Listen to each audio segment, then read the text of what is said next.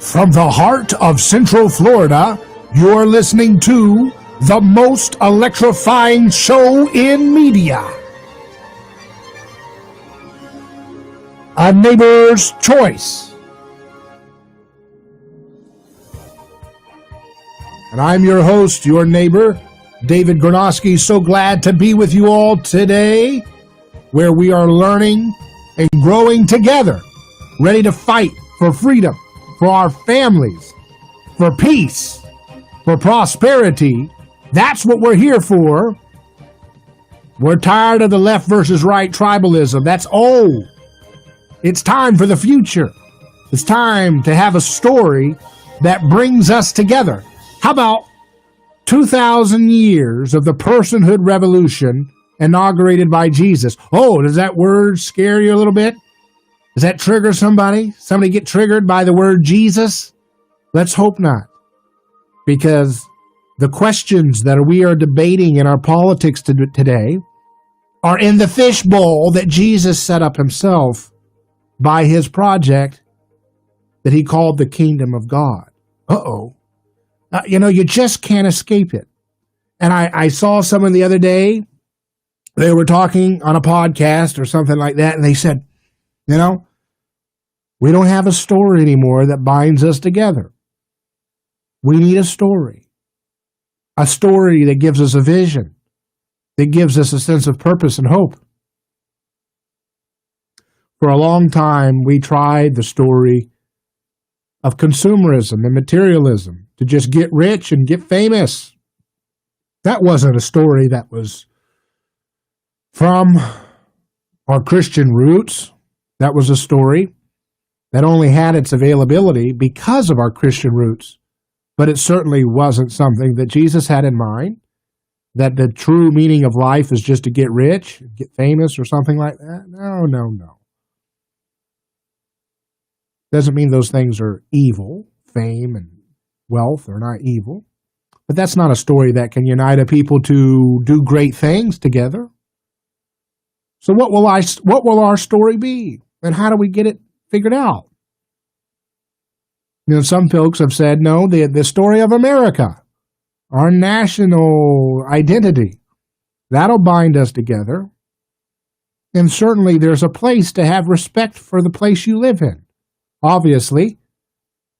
But of course, the left has done a good job for decades trying to deconstruct, rip apart, and demonize every aspect of the American story and emphasize the warts with none of the good, to make the American story nothing but a giant wart rather than a complex story of human beings working out their salvation with fear and trembling and failing and getting up and doing good things as well. But that's not a story that sells tickets for con artists and sophists and academia. Academia has been run for a long time by sophists and con artists, people who create fake theories that are based on predating on people's emotions and envy and resentment and stoking it to such a degree that people begin to create a reversion back to an older time prior to Christianity in which tribal identity is the primary means of identifying oneself in relationship to somebody else.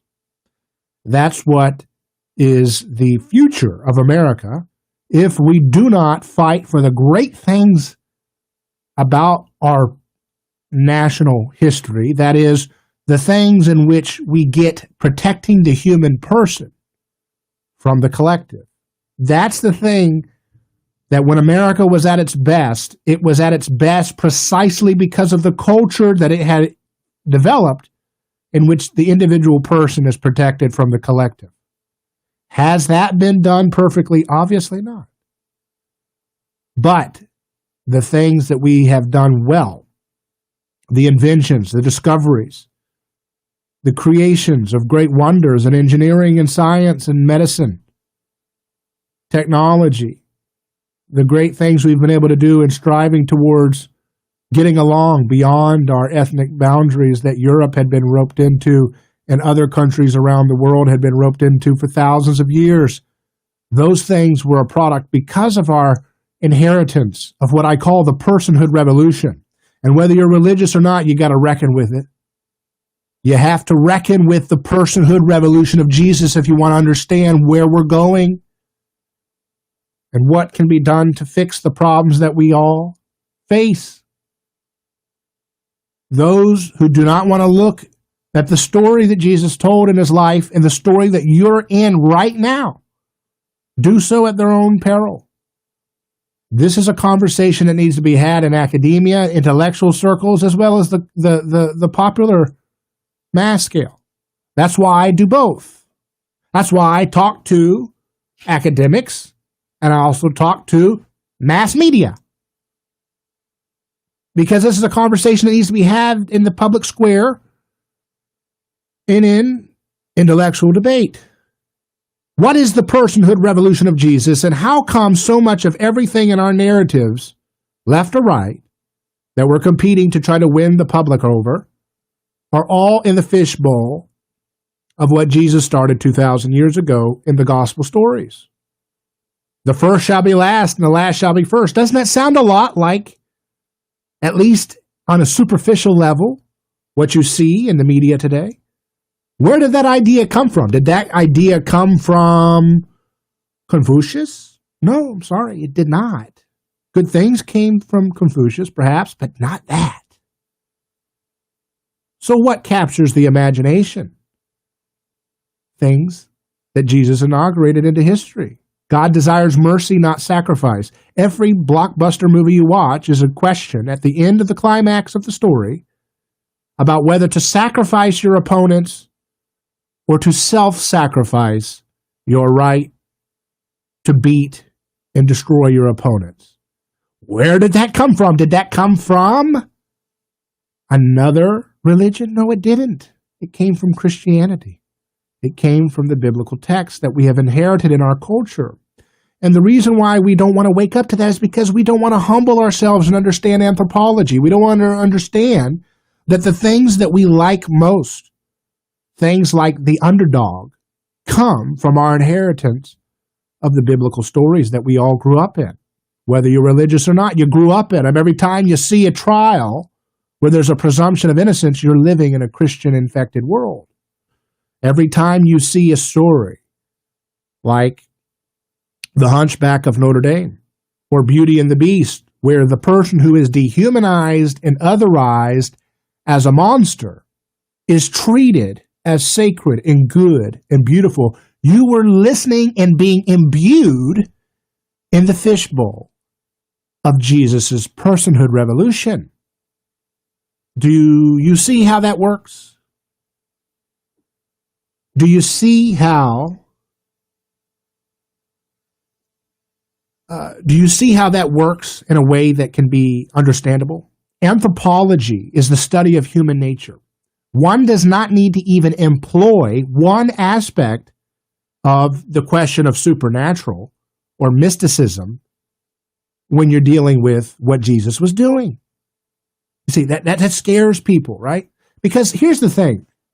Even supposing the opponents of Christianity were correct, that it's an unacademic, unintellectual, non-intellectual claim that Jesus didn't exist, but if that was correct, the story of Jesus, let's say it's a fictional character, the story of Jesus, the uniqueness of that story has captured the imagination of the world, particularly the West, where it has saturated the institutions because of our textual availability of the gospel text and our ability to read it and understand it in our common native tongues around Europe and everywhere else, that it has so affected our imaginations, our aesthetic, our view of law, and the way we shape our culture. And so you are of the height of ignorance if you do not want to reckon with the anthropological implications of the story of Jesus' death, persecution, and reported resurrection. That for 2,000 years, we now stand in a country where the first shall be last and the last shall be first is the narrative that is trying to be constructed through the use of violence and through the use of bullying, censorship, and degradation of private property and the rule of law. How can we understand this? You have to go through the eye of the needle, don't you? Uh-oh. Can we do it? We'll find out in just a moment, live on Neighbor's Choice.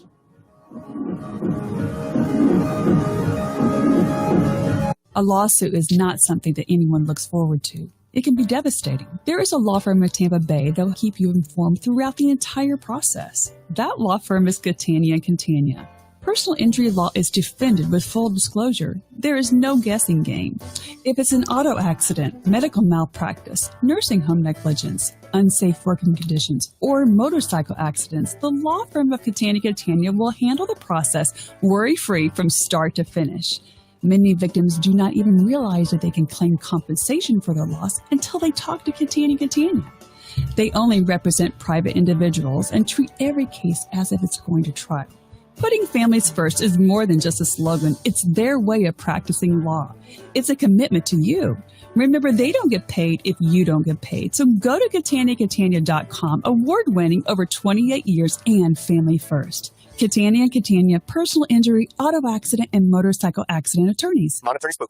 Hey, it's Bubba the Love Sponge. With all the coronavirus stuff going on, you've heard the CDC say wash your hands about a zillion times. You know, studies show that the average person touches their face 23 times an hour. Your nose, eyes, and mouth, that's called the T-zone. And the T-zone is the most important area to keep clean. And for over 12 years, there's this product called TheraWorks Protect. It's been used by millions of emergency room patients and medical clinics to support infection prevention. TheraWorks Protect is easy to use, and it's safe to apply several times a day on your hands and around your nose and eyes and mouth, better known again as the T-zone. Just apply a small amount into your hand and rub it in until it dries, and then apply another amount and rub it all over your T-zone. You know, finding hand sanitizer sometimes can be difficult, and now you can order TheraWorks Protect online. Just get it directly from them. Go to TZoneProtect.com and use the Bubba Kicker. When you use the Bubba /, you're going to get 20% off and free freight, and you're going to have it in a few days. Again, TZoneProtect.com/Bubba. Start protecting yourself and the ones that you love now.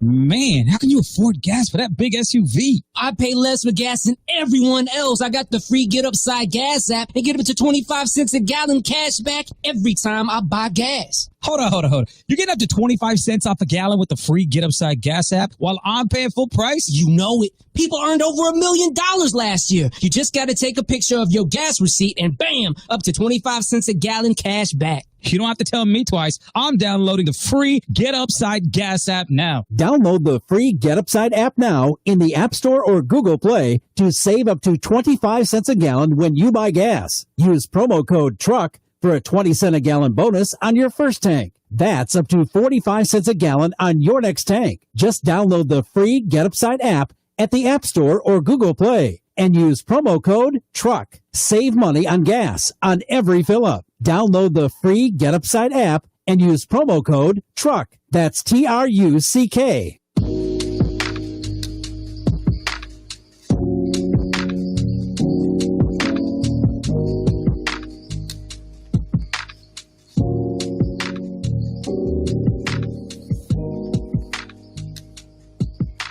Welcome back to A Neighbor's Choice. We're just getting started here, folks. We've got the iconic economist, Walter Williams, who, if you're a listener of Radioland, you might have heard him on Rush Limbaugh. He used to fill in many times for Rush Limbaugh, so maybe a lot of radio listeners remember that. For those who know Walter Williams online, a lot of great quotes we can get into. What are Walter Williams' thoughts on? What is his thoughts on, the woke movement, the social justice? It's not social and it's not just. It's antisocial and it's unjust. So let's get the branding right. These postmodern ideologues, these little sophists who want to masquerade as intellectuals in the critical theory world. They have paper-thin ideas, okay? And the folks who have been doing the hard work to defend the most vulnerable minority in the whole world, which is the human individual, those ideas will stand the test of time because they have been inherited because of the personhood revolution of Jesus. If you don't understand this factor, and it's not just a factor, it's the entire context, then you won't understand why our imagination is captivated by these questions of justice and oppression and defending the least of these, right? Defending the vulnerable. And so for ancient worlds, they did not have a question. Ancient worlds not infected by Christianity did not have a question about why the least of these, the disabled, the handicapped, women, any kind of victim identity, why were they being treated badly? That was not a question of the ancient world. That's the question that Jesus put into your mind, put into the mind of CNN, because they've inherited the fishbowl of Jesus' personhood revolution, and they know not what they do, but we're going to help them because we all have the same problems. We're going to work it out live on radio. That's what we're doing. So that's something that we're going to continue to unpack. You can find my website at neighborschoice.com. You can call in at 727-587-1040. 727-587-1040. If you're listening to us live, you might come on air. We have a comment on YouTube. What tenet of conservatism or libertarianism is reliant upon a belief in a supernatural dimension or mysticism? First of all, reject the question that we know what is supernatural. I would suggest that there's so much groupthink baked into, so much religious aura, and human beings being able to talk about science, so much religious fervor in protecting old ideas of science that aren't necessarily factually correct or relevant to the physical world, but are rather mimetic tribalism that deifies past leaders of science to a point where people are afraid to question the reigning paradigms of knowledge that have been developed by those past scientists because they're afraid to be seen as going outside the bounds of groupthink in their particular field. So I reject the question at the framework because we don't know what supernatural is if we don't know what nature is. If we don't even understand what nature is, then how in the world can we understand what is super above nature? Do you see what I mean? You ever heard this on talk radio before? If you don't know what nature really is, how are you going to tell me what the confines of supernatural are? We have so much to know. We have so much to learn. It's amazing. And around the media discourse, it's all about fighting over scraps of power. Pathetic. It's so pathetic and pitiful because they worship politics in the media. They worship government. They love coercion when it's done by government. They love it. And a lawless government that is doing lawless abuse creates a mob that is a mere double of the lawless government that they're tired of. And so mobs scapegoating statues of Cervantes. Was Don Quixote a difficult book or something? Why is Cervantes being attacked? That's a mob behavior. They know not what they do. When you're locked into a groupthink, when you're locked into a mob frenzy, you lose sense of your human. You become possessed by the crowd.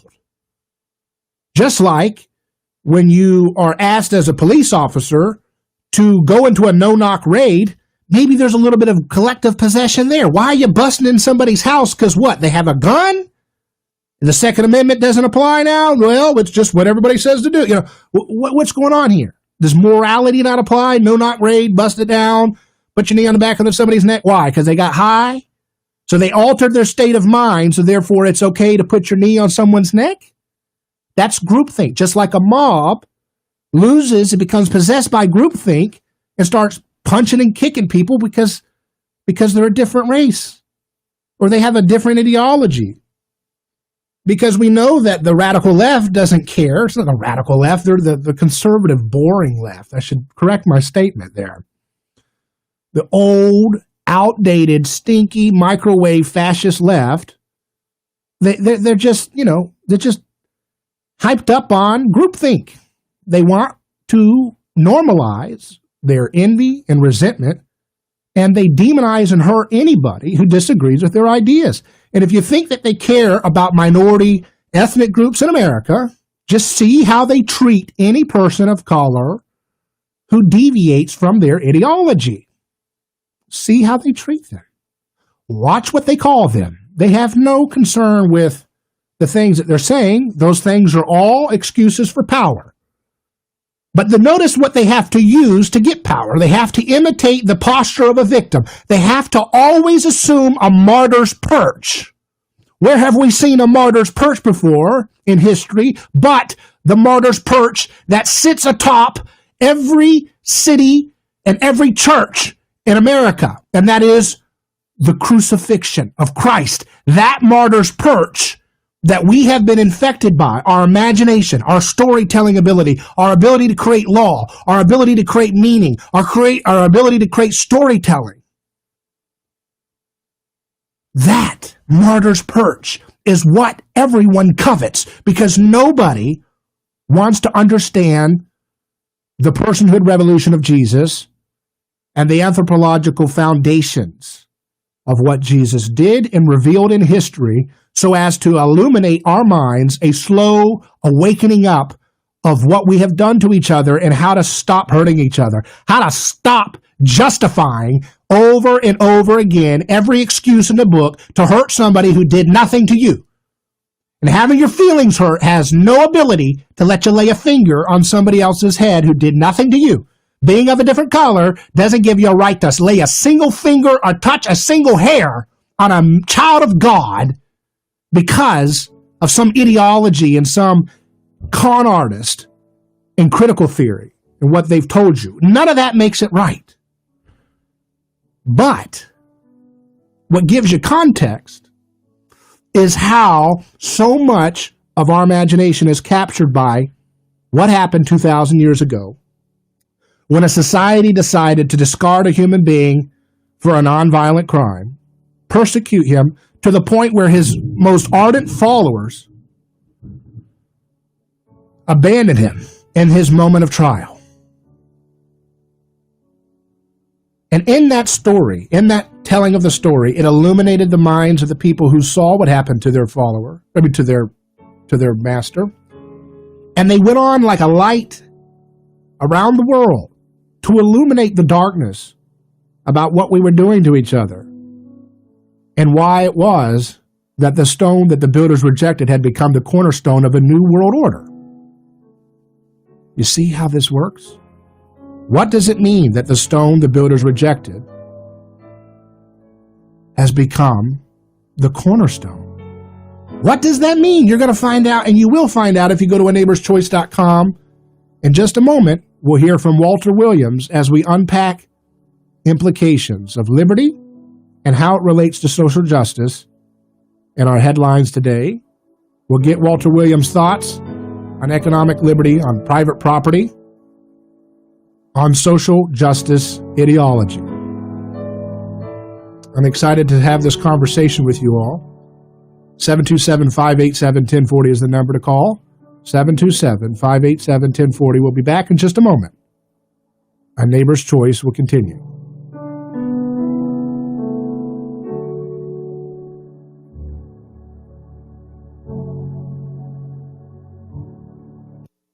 Ronald Reagan would turn over in his grave if he saw what's going on today. Crazy things are happening. You cannot be afraid. You've got to stand up for what you believe is right. But one thing is for sure. You can't trust anybody. For talk, news, and information, you can count on us. Enough is enough. I mean, I almost blew a gasket. Good for the country. I know what I'm talking about.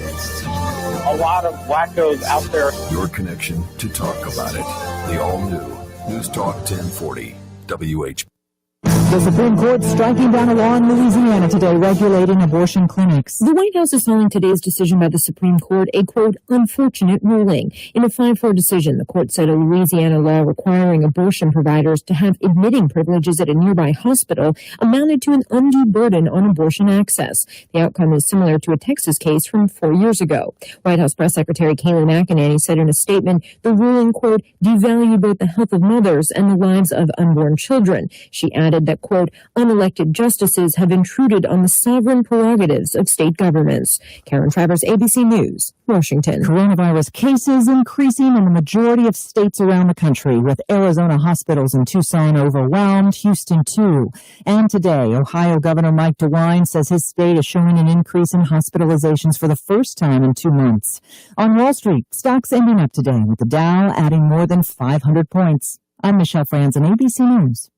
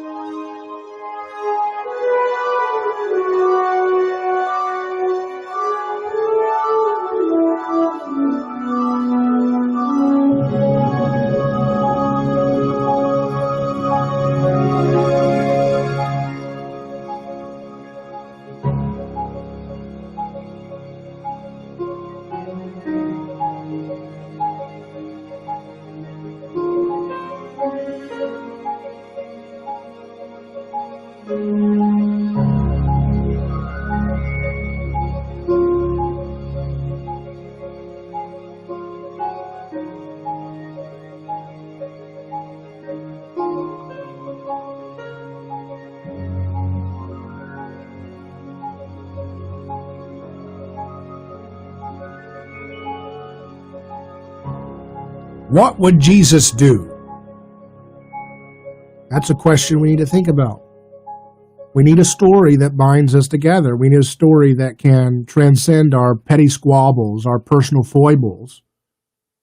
Because that's the thing, that the dominant, or it's not dominant, it's failing, so it looks like it's dominant because it's trying to puff its chest out. And that is the old dinosaur media.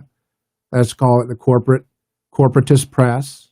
TV mind mentality.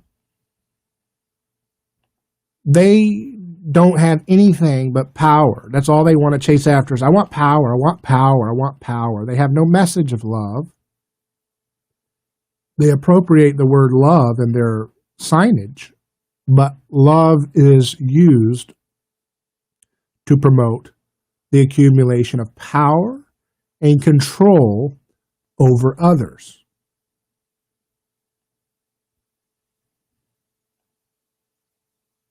This is not something that can be dealt with by giving into the demands of a mob spirit. Okay? So let me be clear about that. There are some in Christian circles that would suggest, usually for their own attempt to try to get power and to be seen as self-righteous, that you should assume the narrative of an ideology diametrically opposed to the loving, forgiving, graceful, personal, personhood protecting message of Jesus, like social justice critical theory, and you should just admit to whatever the mob tells you you're wrong about, and that if you just say uncle to the mob, that will do the trick. That does not do the trick, and neither did Jesus ever do that. Jesus never admitted to what the mob wanted him to admit to, because he wasn't guilty of anything worthy of death. So you're not imitating Jesus if you cower in a fearful posture, and you're not living in a posture of Christ-like imitation if you're cowering in the fear of a mob and in a kind of submissive posture. That's not what Jesus is talking about. At the same time, you can't retaliate against the mob and create a bigger mob, because that's just mob after mob after mob. And one of the reasons why our political institutions have so failed us for so long is that because of media technology, because we're able to have the distribution of dissenting ideas, of contrarian perspectives, with camera phones and video cameras and podcasts and different independent media entities, because we're able to do that, because we're able to have that media decentralization, we're able to have these stories come along into our consciousness, into our imagination, and prick our consciousness about the ways in which government has used its power in a decadent and illegitimate and mean and oppressive and violent way.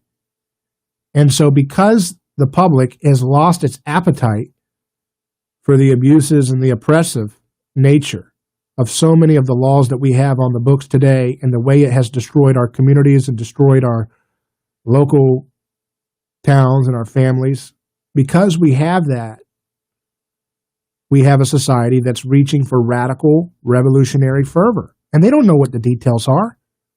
How many folks who say that they're part of, this social justice movement and use the word woke, have they even read Foucault, or have they read the folks, Marcuse, and all these different folks that you see pop up in the intellectual foundations or lack thereof for social justice critical theory? No, of course not. They just go along with the crowd because that's what seems fashionable. That's what seems trendy. It's okay to scapegoat if you're part of the right scapegoating mob, right? That's what we always use. We're always trying to create a justification to dump our problems, to dump our guilt, to dump our feeling of inadequacy or shame or whatever it is that bothers us to our core. We're always looking for an excuse to dump that onto the back of someone else. And in the ancient world, they did this a lot. But because they did not have the personhood revolution of Jesus, because they didn't have the story of the highest order of good in society belonging to a scapegoat abandoned by his friends and enemies alike by a mob, because they didn't have that story infecting their imagination and their way of doing things, the ancient world didn't have to posture like a victim in order to scapegoat somebody. But because we have Christian storytelling in our roots, because we have Christian imagination in our roots, we have to posture as a position of a dying, persecuted victim to gain some kind of messianic power in our attempts to take power from one another. But the problem is you can't glue that onto the personhood revolution, because Jesus is not about accumulating power the way we want to have power. He's not about using coercion to subjugate people to get them to change their minds. He's about the absence of that, the negation of that. And so we are more aware than ever of the victims and the underdogs of our society, the more we have that story of Christianity just infecting everything we think about. But at the same time, we think we're too smart for religion. We think we're too smart for the traditions of Christianity. We think we're too righteous for Christianity. We think we can do it ourselves. And in trying to do justice our way, which is the way of coercion, the way of violence, the way of blame games, we actually go right back to the primitive, ancient world that Christianity brought the world out of in fits and starts, and is still in the process of trying to bring us out of. We go back to the world of human sacrifice, where you didn't have to dress it up in the disguise of protecting the innocent ones and the victims of society. So you go right back to where we started from, which is the root of all of our oppression, which is human beings trying to be gods and trying to be worshipped as gods and trying to worship their own prerogative, their own tribal right to use violence in a group, whether it's in a voting booth or in a mob, against their neighbor. There's always been creative justifications for that kind of thinking, that kind of mindset. And now, because we're so infected by Christian storytelling, by the story of Jesus, the one persecuted by the many, the collective, we have to do so in a way that imitates his aesthetic while still trying to bring back that good old-fashioned tribal human sacrifice that all human beings were driven towards prior to the end of that era and the beginning of the personhood revolution of Jesus 2,000 years ago. So until we understand the dynamic that's at play, that's way, way bigger people say, hey, we need to have a big picture view. We need to have a helicopter view. And you're like, okay, what's your helicopter view? And they're like, we need to look at this from the context of the 2000s. No. Or they might, we need to look at this from the context of the last century. No, that's not big enough. You need to look at anthropology, the human story itself. If you want to have the right context, the right frame of mind to be able to start to solve the problems that we seem to be at an impasse at solving. So when are we going to have that conversation? I'm having it, but it's going to take other people in media having the courage to have that conversation too. And we're going to do it one way or another because it's something that's necessary. It's an idea whose time has come. And the idea whose time has come is that we need to understand that the most important person in history, Jesus, his project's happening just like he said it would happen. He said that mother would be torn apart from daughter, daughter would be torn apart from brother, brother from sister, father from son, all that. Isn't that what we're seeing today? Generations, okay, boomer, blaming the generations for the destruction of their country, and then the older folks blaming the young for their decadent nihilism, or families tearing apart at Thanksgiving because of who people voted for. We're seeing that kind of level of breakdown of social cohesion because the longer we continue to have the Christian story of Jesus' wrongful death in our imagination, in our subconscious, in our fishbowl of our culture, and the longer we have it, but we refuse to repent of our right to use violence against another, the more will continue to persist. And more clever justifications for brutality and viciousness and blame games, taking blame you feel in your heart and casting it on to somebody else. It doesn't matter what some decadent, rich, six-figure Marxist professor taught you in school. It's never right to dehumanize a human being for their skin tone or the fact that their skin looks close to another person's skin. You have no right. Why? Because Jesus is king, and the critical theory, hubristic little con artists, that have used folks like Foucault and used folks like that to try to create a false messianic message, a false Christianity, because that's what social justice ideology is. It's a false Christianity. And the reason why the right doesn't stand a chance is because the mainstream right doesn't want to imitate Jesus either, right? So when you show up to a battle and you don't want to actually take the message of Jesus seriously, you're just going to be scrambling together in a state of undifferentiation. So you got folks on the right who are rightly concerned about communist China, but you're like, okay, well, what's your solution? Well, let's look more and more like communist China to beat them. What? Okay, it's not going to make any sense. You got folks on the right who think, well, we just got to have more laws. We have more tougher sentencing. That'll stop it. No, it won't. Just don't understand history. History is written by the winner. And who won history? Jesus won history, and he won it the way we can't imagine still, 2,000 years, even those who go to church every Sunday, Wednesday, and Sunday night, can't figure out how someone can lose and still win history. How's that work? And if he did it that time, a lot of Christians say, well, that was only that one time. But we're supposed to be macho and bomb Iran because that's what McCain and Romney and Obama want or whatever. A bomb, or, put this person in a prison cage, tax this person, regulate this thing, use power and domination to make the world a better place. And you're like, you still don't get it, do you?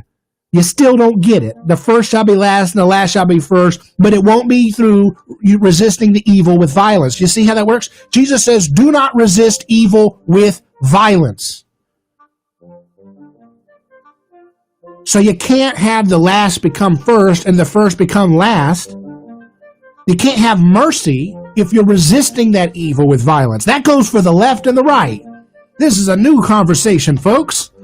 This is a new conversation. Welcome to A Neighbor's Choice. I'm David Gornoski. We'll be back in a moment.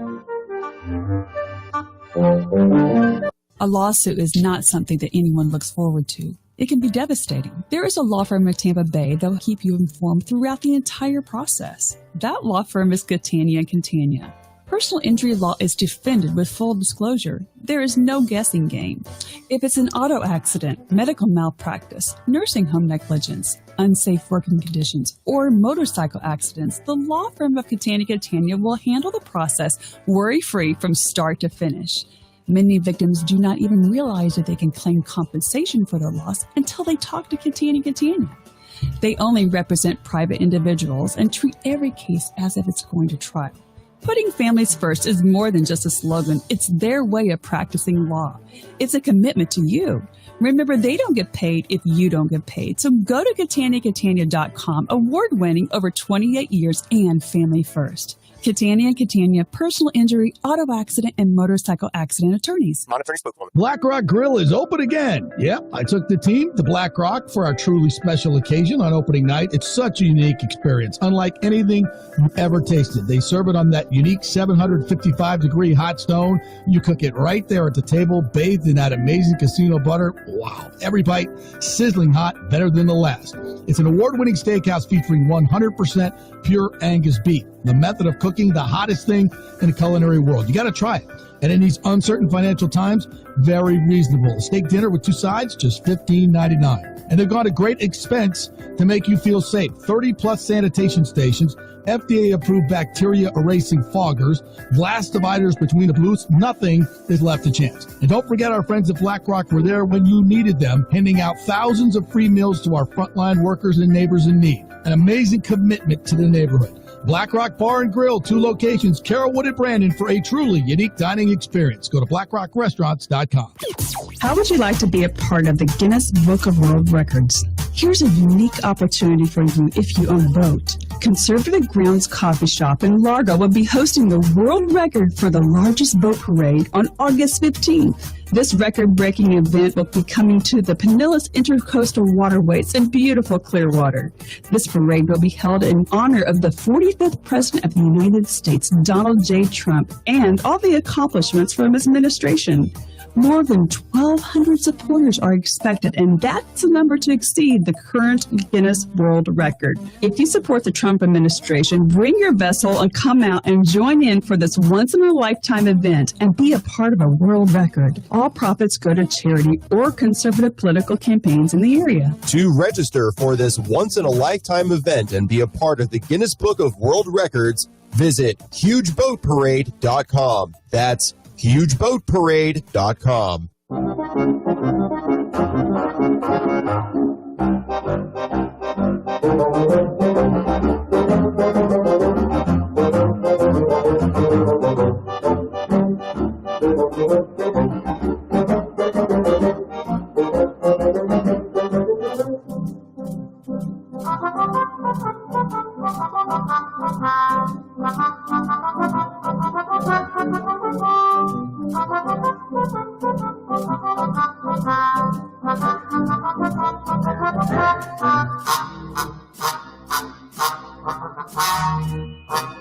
Our Neighbor's Choice is back. So glad to be with you all. We have an interesting time on our hands. I am for justice, but I'm not going to be, ceding ground to false justice con artists called social justice ideology, which does not care about human beings being liberated from oppression. I was disgusted to see that BlackLivesMatter.com, the website, is attacking having a family, an intact traditional family. What does that have to do? That's appropriating human beings' suffering and appropriating people's pain at injustices, and then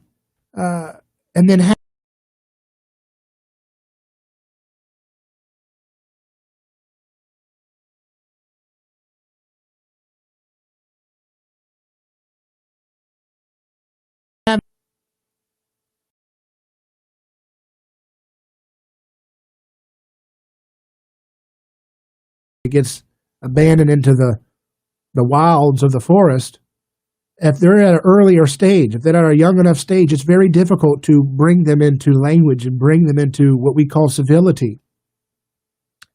Children that abandon, feral children.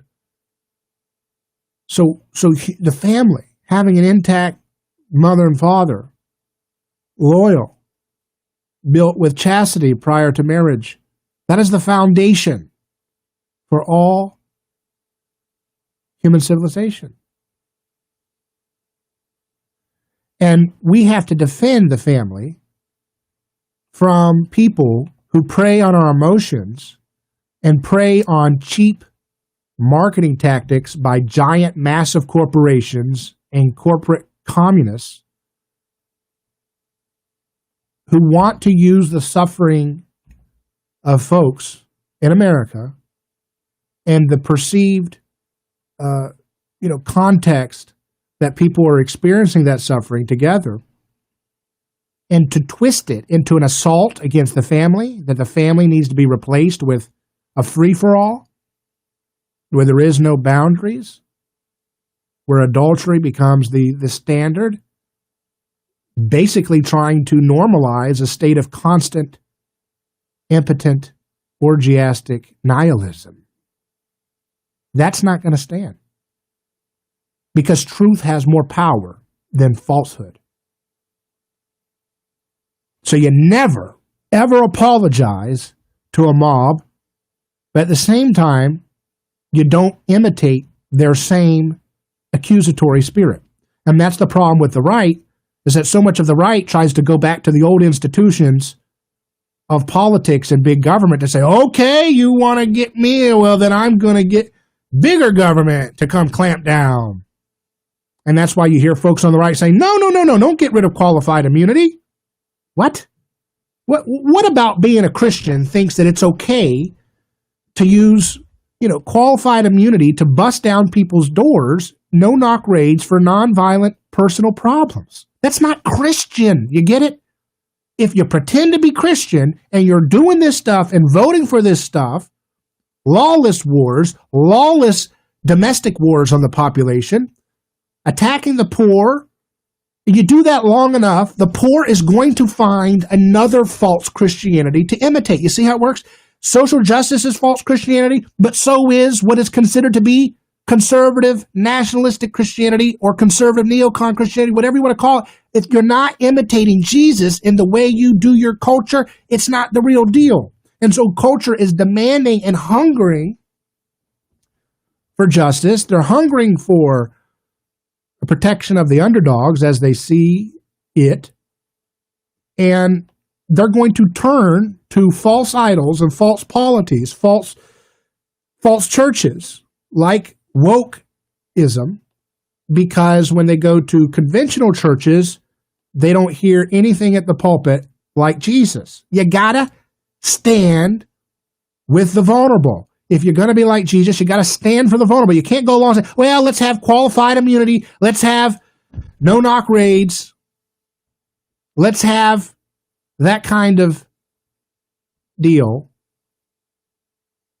And then let's go to church and then let's ask people to want to be Christian. Well, if you're not Christian, how are they going to want to be Christian?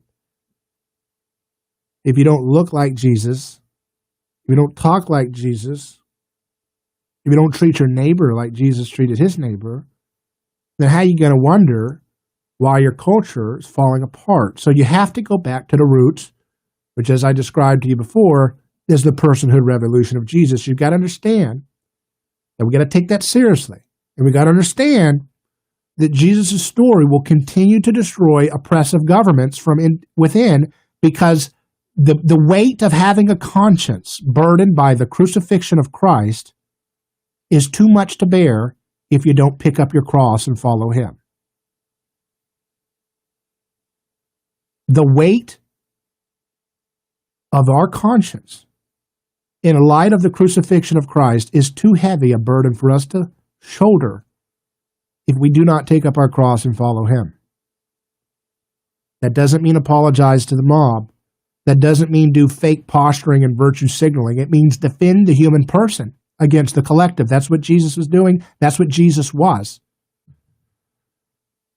You have your mercy, you have your grace, you have your forgiveness, but you have to extend it into the way you conduct government and law. In Jesus' time, they didn't have a voting say, right? But at the end of the day, as the gospel showed, the crowd still was the heart of politics, because Pilate did not seem interested in killing Jesus as the lynch mob wanted to do. But it was only after the lynch mob continued to persist that Pilate, who's supposed to be the power source, relinquished to the mob, which is a very, very great satire on politics itself. The Gospels show you that the mob is the heart of the state. That's what the Gospel says. Don't kill the messenger. The mob is the heart of the state. That's what the story of Pilate is. He's washing his hands, surrendering to the mob, and we see that today. We see it more transparently. The reason why, people say, well, look, social justice ideology and all this leftism looks so religious. It's like all politics was religious. All denominations of state power are religious. The reason why you can see it more is because the increasing ability of media decentralization that has taken place because of our technological progress has allowed so many perspectives to pop up, right, that monopolies of information have not been able to sell the abuses of power that governments have gone through and done as well. And so because we're able to see those multiple perspectives of the same stories of conflict and struggle, but see them from the perspective of the dissenting opinion, from the underdog's perspective, from those without as much power's perspective, because we see those stories more from their vantage point, it ruins the ability for politics to do its trick to pacify the population into going along with the status quo. And that's why things look like religious, like ideologies look more religious to folks. If you go on the left, they'll say that the MAGA movement looks like a cult of personality around Trump. If you go to the right, they'll say that the radical left and social justice ideology looks like a religion. Here's the spoiler. It's because politics is religion. It is a religion. And the hardest thing for folks to do is that have the humility to understand that we're all drawn into these false religions because we're hungering for a savior. We're hungering for an ability to get that guilt of our bad behavior off of our back and onto somebody else. And the way we do that is we do these rituals and we do this tribalism and we do this justification of using violence against our neighbors. And we call it ideology, we call it justice, we call it whatever. But it's the same old story that Jesus was dealing with in his time. Look, folks, we're going to get Walter Williams on. We had a little issue with him. We'll get him on another time with I think, scheduling issue or something. But we're going to get him back on. We've had him on before. And we'll hear from Walter Williams soon, so don't miss that. I've enjoyed this time with you. Up next, we'll hear from Angela Stanton King, a good friend of the program, on A Neighbor's Choice. Remember, look, it's that simple. Let's get on board the personhood revolution of Jesus. Let's get into anthropology. Let's understand these things so we're not sitting like passive, silly little people. We got to get to work. A lot of things to do. So let's think for ourselves. ANeighborsChoice.com is my website. Your home for news, talk, and information. 1040 WHBO Pinellas Park, Tampa Bay.